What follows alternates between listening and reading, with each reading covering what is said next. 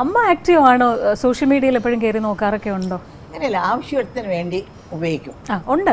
ഉണ്ട്, ആവശ്യത്തിന് വേണ്ടി ഞാൻ കാണും.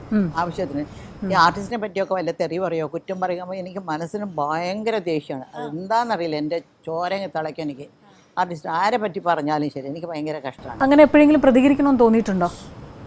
ഞാനൊക്കെ ഇനി എന്ന് വലിയ വലിയ ആൾക്കാർക്കേ പ്രതികരിക്കാൻ ഒക്കുന്നില്ല. ഈ സാധാരണ ഒരു ഷീലയ്ക്ക് എന്ത് ചെയ്യാൻ പറ്റും പറ? ഒരു സ്ത്രീക്ക് എന്ത് ചെയ്യാൻ പറ്റും? പക്ഷെ പ്രതികരിക്കണം തോന്നിയിട്ടുണ്ട്.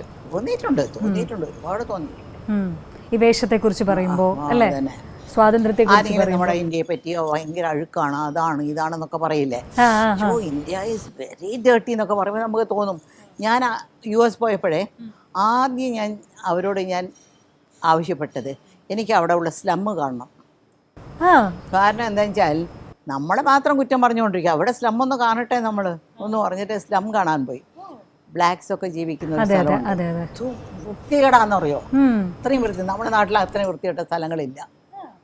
പിന്നെ ട്രെയിനിൽ പോകണം, ഓർഡിനറി ട്രെയിനിൽ പോകണം എന്ന് വിചാരിച്ചു. അപ്പോൾ ട്രെയിനിൽ കയറിപ്പോയി, അവരെന്നെ വിളിച്ചുകൊണ്ട് പോയി, ട്രെയിനിൽ കൊണ്ടുപോയി.